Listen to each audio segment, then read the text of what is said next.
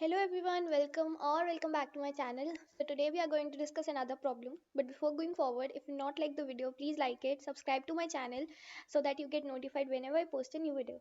So without any further ado, let's get started. So the problem is cherry pickup 2. It's a hard problem, but it's very easy. It's just a new thing which we'll be learning in this problem. So let's get started. So you are given a rows into columns matrix grid representing a field of cherries where each item in the grid represents the number of cherries that you can collect from that cell. So at each cell in the grid there will be some amount of cherries, and if we land on that cell we can take those cherries. You have two robots that can collect cherries for you. So like usually in these type of questions now where there is matrix we have one person, like one thing, but over here in this problem we are given two robots, so we have to handle both robots movements, right? So two robots are there. Robot 1 is located at the top left corner, right, which is top left corner, and robot 2 is located at the top right corner. Return the maximum number of cherries collection using both robots by following the rules below. So from any cell, robots can move to these positions, these three positions. When any robot passes through a cell, it picks up all cherries and then becomes the cell becomes an empty cell. So once all the cherries are picked, the cell will become empty. When both robots stay in the same cell, only one take the cherries. So if by any chance both the robots are landing on the same cell, then both will not take that cherry. Only one person will take the cherries, right? And makes sense also. Both robots cannot move outside of the grid at any moment, which is obvious, and both robots should reach the bottom row in the grid. So our base case will be that whenever both the robots are at the bottom row, then we can stop, right? So this was the problem. Let's see this with the test case. So we will be seeing this test case. This is the matrix given to us. So this is the matrix which is given to us, and we have two robots. The robot 1, as we saw in the question, robot 1 is at top left corner, means 0 comma 0. So this is let's say this is 1 2 3 0 1 2. So this is 0 comma 0. So robot 1 is here in this cell, robot 1, and robot 2 is at top right corner, which is 0 calls minus 1, means top right corner is this one. So robot 2 is here. So from any cell, robots can move to these three positions. Let's see. So if a particular robot is at I comma j, then from there robot can go to I plus 1 comma j minus 1. I plus 1 comma j minus 1 means I plus 1 means row is increased. See, earlier row was I, now row is I plus 1, hence next row. And earlier j was column was j, now the column is j minus 1, means one column previous column. If this is jth column, j minus 1 is this previous column, so previous column. This is one. Otherwise the robot can move to I plus 1 comma j, I plus 1 comma j. See, I plus 1 again next row, and j means the same column, right? Otherwise the robot can go to this I plus 1 comma j plus 1, I plus 1 comma j plus 1, means I plus 1 again next row, and j plus 1 will be the next column, right? Next column, so next column. So if we see these moments, if we take this kind of grid, so if our robot is here initially, this is our I comma j, then either the robot can go to the next row and the previous column, means next row, this is the current row, next row, but the previous column. Right now the column is this, previous column means this, so next row, previous column, this position. Either it can go to here or it can go to the next row and same column, means same column, this is the same column, but the next row means this. And otherwise the robot can go to next row, again this row, but the next column means if this is the current column, next column means this one. So here, so a robot can go to any of these three places at any point of time, right? At any time. So these are the three moments any one robot can go. One robot can go, right? So I hope you understood the problem. Now, why this problem is marked as hard? This problem is marked as hard because in this problem we are given two robots. Usually, like in this kind of problem, we are given only one like thing, and we have to just move it across the grid. But here we are given two robots, so we need to handle the movements of both the robots. So let's see how we'll do that. So if we see this thing, a single robot can go to these three places, right? So for example, if the robot 1 is at I plus 1, if the robot 1 is going to from I comma j, it's going to I plus 1 comma j minus 1, this one, j minus 1. If robot 1 is going here, so for this position, robot 2 has three cases. If robot 1 is going to this, robot 2 can go to three cases, right? Three places. Either robot 1 can go to this one, I plus 1 comma j minus 1, or robot 2 can go to I plus 1 comma j, or robot 2 can go to I plus 1 comma j plus 1, right? All these three. So because both the robots will be moving together, na? So if robot 1 is going to this, robot 2 has three choices. Either the robot can go to this or this. So we have to take both all the cases, right? We have to take this and this also, then we have to take this and this also, then we have to take this and this also. Similarly, when robot 1 will go to I plus 1 comma j, I plus 1 comma j, then again robot 2 has three cases, these three again, then again these three cases, and then when robot 1 will go to I plus 1 comma j plus 1, again robot uh, 2 will have three cases, same three cases, na? So I hope you are getting what we are doing over here. Total there will be 9. So this is recursion, right? We are making different recursive calls. So one over here there will be this robot 1 will go to here, then robot 2 will go to here in a single recursive call. Otherwise, if robot 1 is going here, robot 2 can go to this also. If robot 1 is going here, robot 2 can go to this also. So at each point of time, uh, if there will be 9 recursive calls. How 9 recursive calls? 3 into 3. See, for this position I plus 1 j minus 1, there will be 3 recursive calls. When these two are taken, when these and this is taken, when this is taken. So 3 plus, then when this I plus 1 comma j robot 1 is here, then again 3 recursive calls. So then again 3, and then when robot 1 is here, then again 3 recursive calls for robot 2. Hai na? So like this will be 3 plus 3 plus 3, 9. So at each point of time, there will be 9 recursive calls. So see, if there was a single robot, only 3 recursive calls will be there. Because a single robot will be going to these three positions only. But since here there are two robots, total recursive calls will go to 9. I hope you understand why the total recursive calls are going to 9. Now let's see let's quickly try run it once. So I will not be making the entire tree because it will then take a lot of time. We'll be just quickly going through it. So these are the positions. Now if you let's quickly see, if robot 1 is here, then robot 1 can go from a position to this, to here, to here, and to here, right? So over here, since this position cannot be done because then this robot 1 will go that will be out of bound. So from I, if this is I comma j initially, robot 1 is going to I plus 1, which is the next row, and the same column j. Robot 1 can go to here also, so that will be different recursive call, right? Now if you see closely, every time next row is there, next row is always there, na? Means I plus 1, I plus 1, I plus 1. What the difference is just the column. in one the same column, in the one in previous column, and other next column, right?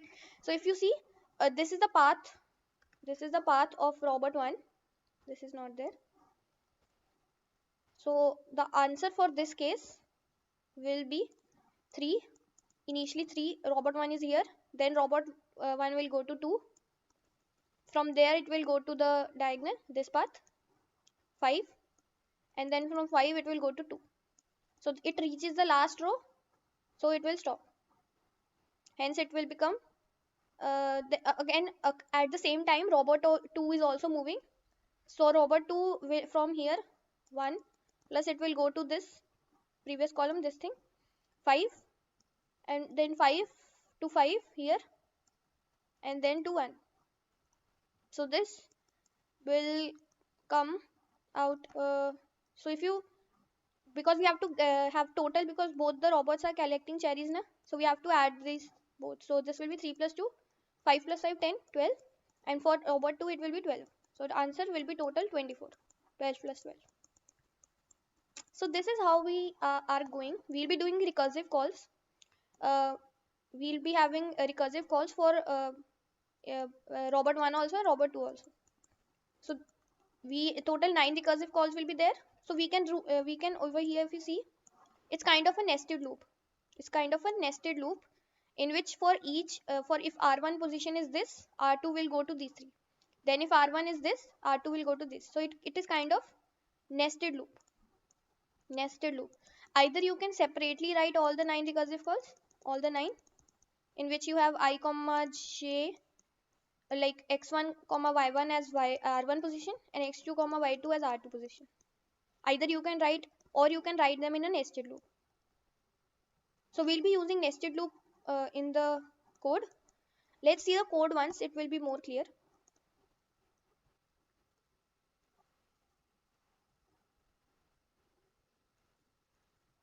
See, we are given a cherry pickup function in which we are given the grade, and what we are doing is, don't, like over here in the question we'll be doing memoization, so that's it's pretty basic. Don't just see this as of now, we'll discuss it later. Just focus on the recursive call understanding. So over here, this is we are calculating, these are the rows in the grid. We are checking if the rows are not 0. If the matrix is empty, then just return 0. Otherwise this we are calculating the columns, and forget this for now. We are calling DFS function in which we'll be moving the robots. We are passing the grid 0, 0, n minus 1. These are the rows and columns, m, n, m rows and columns. What are these 3? What are these 3? So these 3 are the position of the both robots. Why we have taken 3 variables? See, we saw that the robot was going to these 3 positions from I comma j. From I comma j, robot was going to I plus 1 comma j minus 1, I plus 1 comma j, and I plus 1 comma j plus 1. So if you see, only the columns are changing. In each move, row will be obviously increasing for both the robots. Row will increase for both. So rows will be same for both the robots at each point of time. How? See, if over here, see, if robot 1 is initially here, robot 2 is initially here.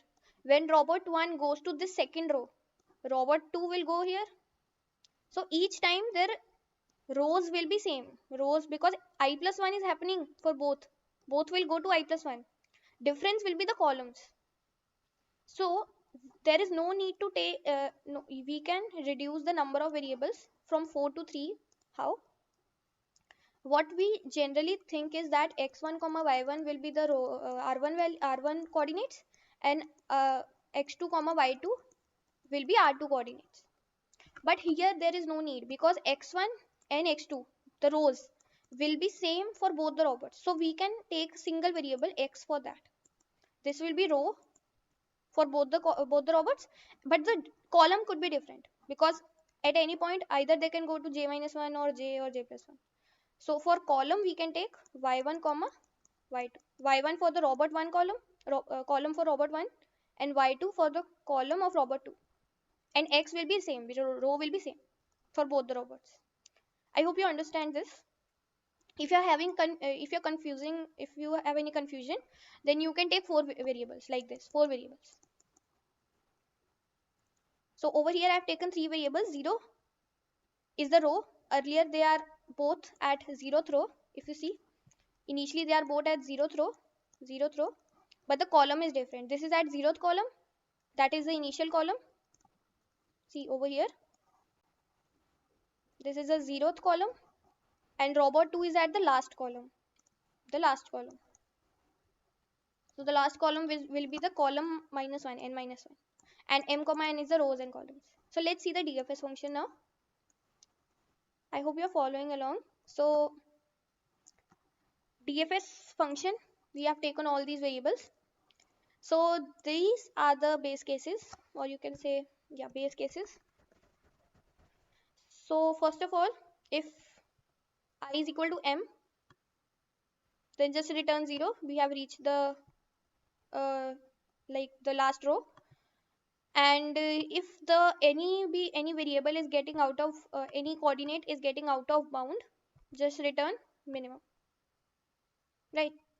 And then why we are returning minimum? Because here we will be taking maximum.